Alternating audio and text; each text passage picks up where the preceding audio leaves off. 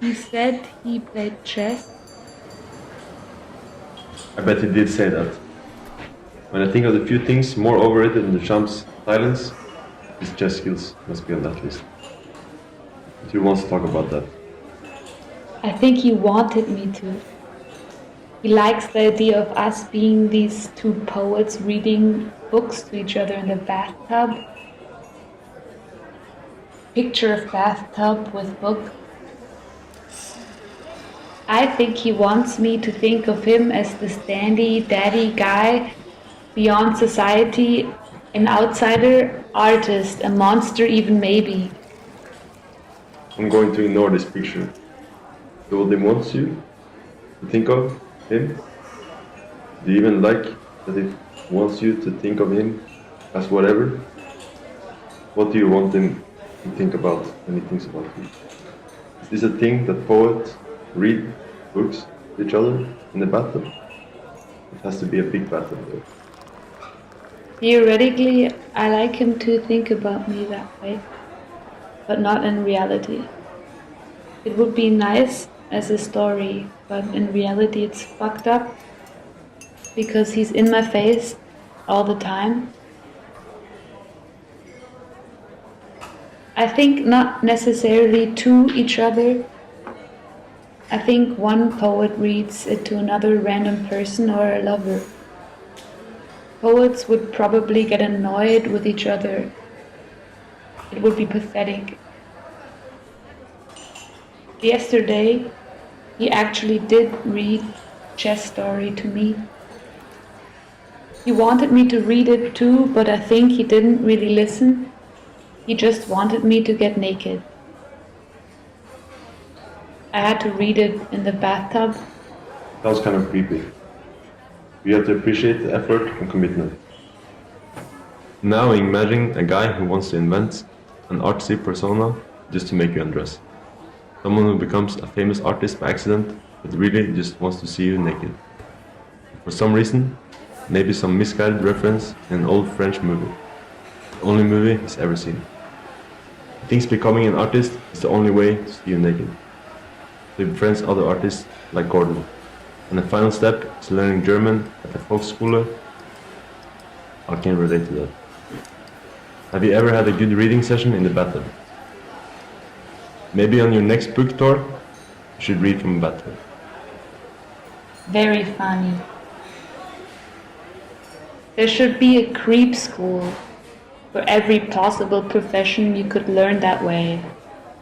Like eerie clown or pervy astronaut or yoga instructor. No, but that's too disgusting. We shouldn't go into that direction.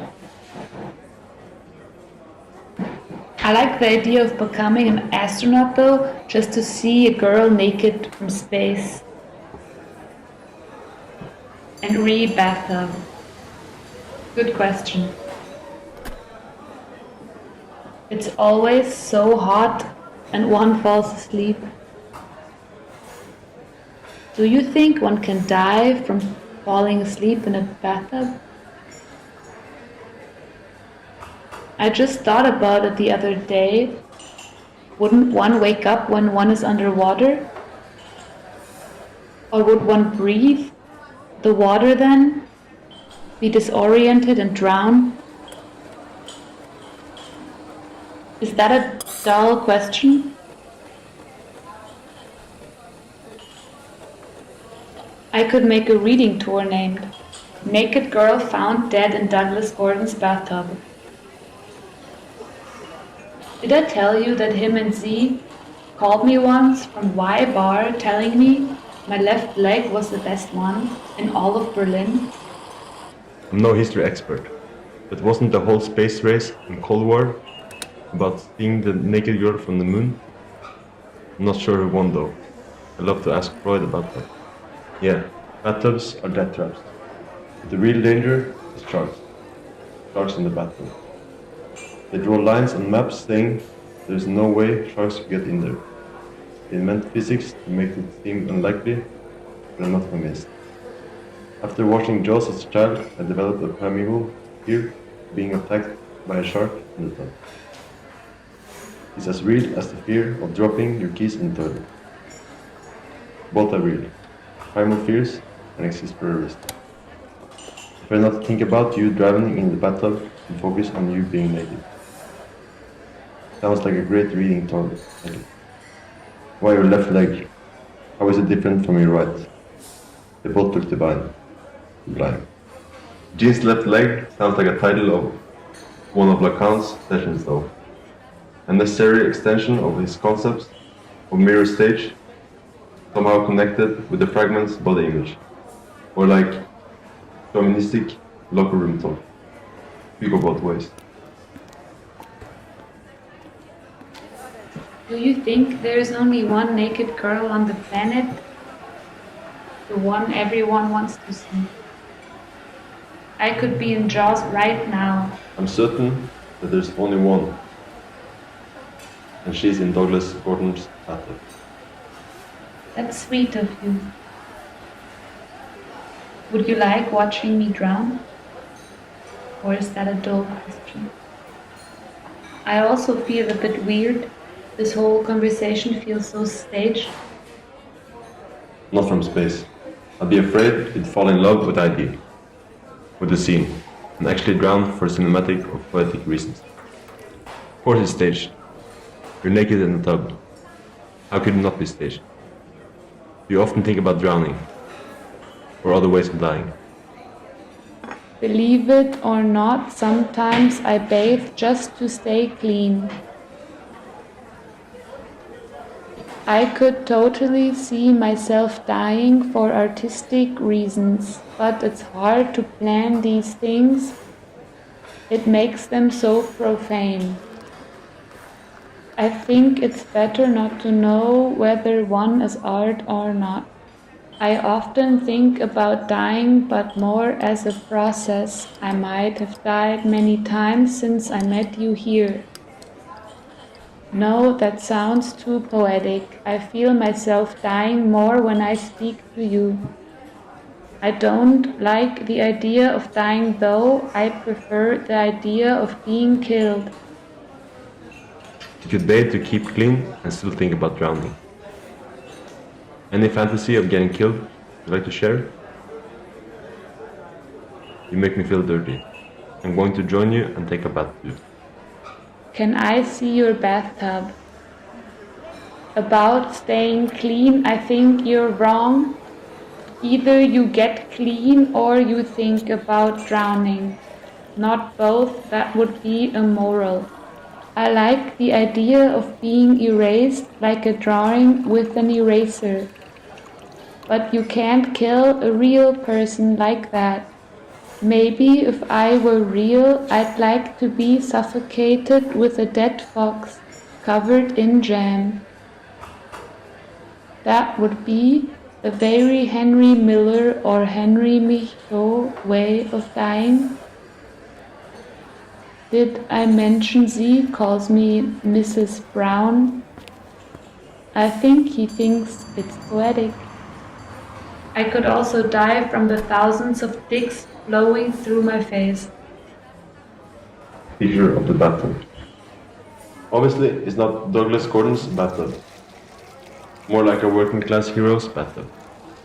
Is there a Hamlet interpretation exploring the connection between Ophelia's hygiene and her death wish? I know I'm being silly, but I always wanted to open a swim school called Ophelia, just to see what kind of people would show up. I guess it depends on the racer. Again, commitment is key. I like the way you think. You have a great set for a great test. And you seem to know your fate and how death will enter you. Would it be from sheer number of dicks or the wrong dick? And why Mrs. Brown? I don't get the reference. You think I invented the entire scene? I am really here. I would show up to your school. I am very well mannered in my death wish. Is that really explicit sexual comment you made there? I think, Miss Brown, because I have long brown hair.